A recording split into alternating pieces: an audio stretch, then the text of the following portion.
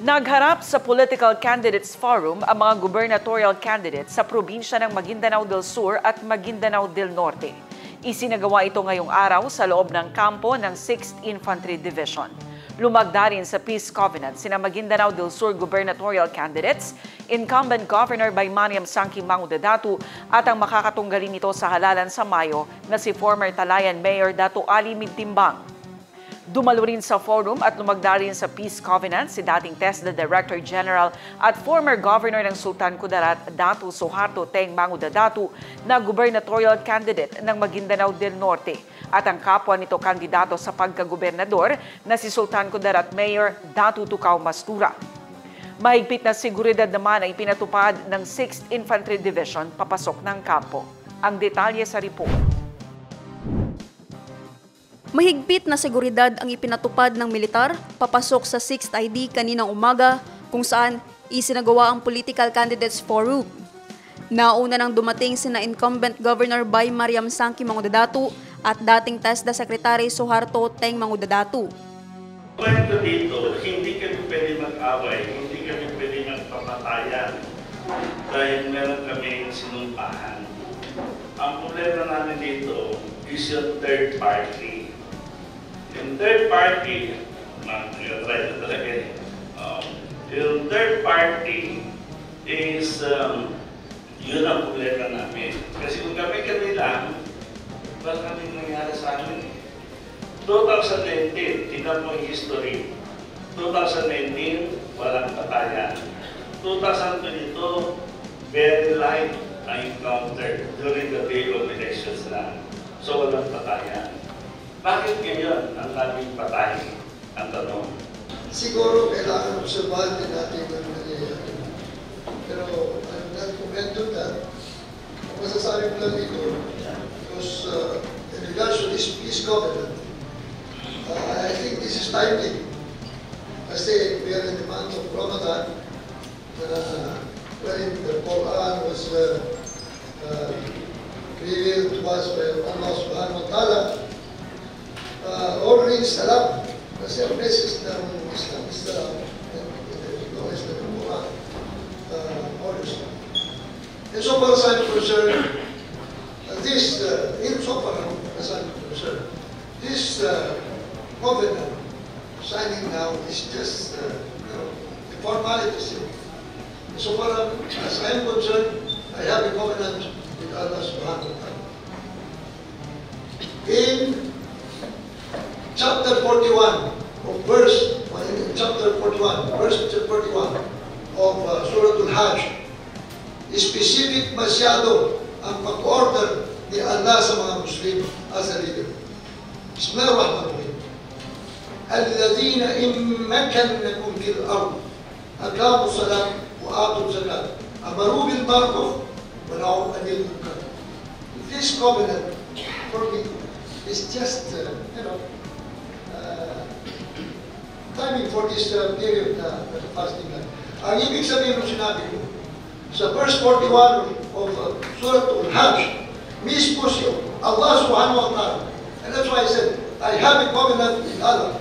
And itong covenant natin dito, formality like secular transaction.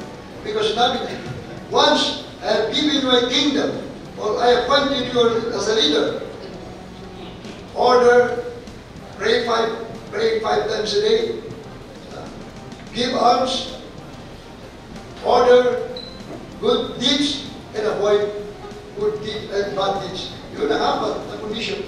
So pag naano natin yun, bakit tinanong sa inyo natin dito? If we are a practicing Muslim.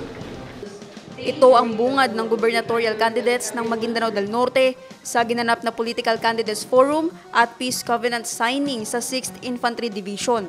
Sana kung meron tayong kandidato, kasi usually the province of Maguindanao, magkakamag-anak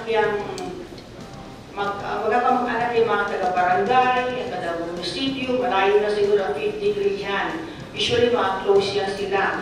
But anyway, kung meron sanang kandidato yung kabila, sana yung, kung meron man siyang entourage, wala sana import. Nagkakagulan yan kung may mga import na sumasama tungkol sa entourage.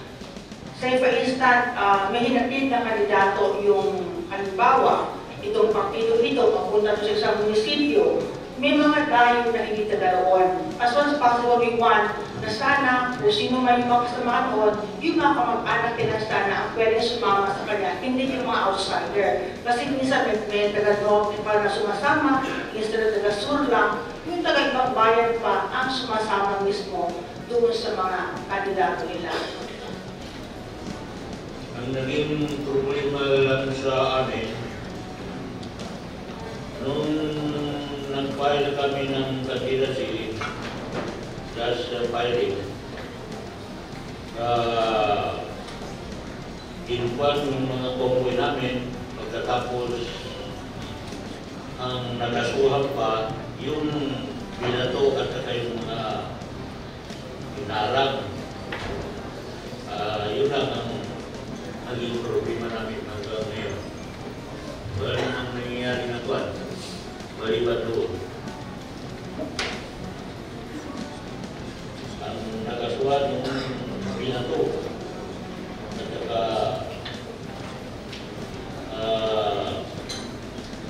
yung mga sakyanan na nasa batang pa. Nasira ba? Inilatag sa forum ang kasalukuyang sitwasyon ng bawat bayan sa dalawang lalawigan at mga kaganapan na may kinalaman sa hamon ng seguridad. Yes, sir. Para po sa information ng bawat isa, yung kahapon siguro, nadagdagan na naman yung abogado namin na baril. Si Attorney Ibrahim Mendato, seriously insured siya, currently in the hospital right now. And another one, si Attorney Junisa Kimamaw, kakalipig lang kanina. Kakalipig lang kanina. Sila po yung naatasan doon sa kaso ni Dato Anthony Timbang na binato doon sa Sharipagwa nung magpapile sana sila. So ito lang yung namin officers na dito sa including the chairman of the Comelec. Tatlo na ho yung abogado namin na naman. Kasama na si Atty. Omar. Kasama. So yun lang. Over and above sa mga practical actions that we are doing sa ground. We are also, there are programs that are being implemented by the agencies ng government to address yung loose firearms. And we always consider one of the reasons of the shooting is that because of the existence of the tools of violence, and that is one thing that we want to reduce. And right now, there is a program that we are currently implementing under the Office of the Presidential Advisor on Peace, Reconciliation and Unification, which is the reduction ng sandalan. What we are doing now is we will prevent political enemies. Yes, sir. Contributory of sir. If we will try to examine the community itself. Meron pong killings dito, sir, kahit walang eleksyon. So we should not blame them, yung politicians natin. Nakasalanan nila. Dito, sir, sa Maguindanao, kahit mga tricycle driver, pag nagka-initan, nagbabarilan. So, what we are doing right now, sir, is we are filling the streets. Kasama na po namin yung iimpisa patrolya sa daan ng mga cities natin. Ang forum ay inorganisa ng Comelec, AFP at PNP na may tema na Safe and Peaceful Elections in Maguindanao, Secure and Fair Elections, Promoting Equality, Accountability, Cooperation, Empowerment for Unity and Lasting Peace.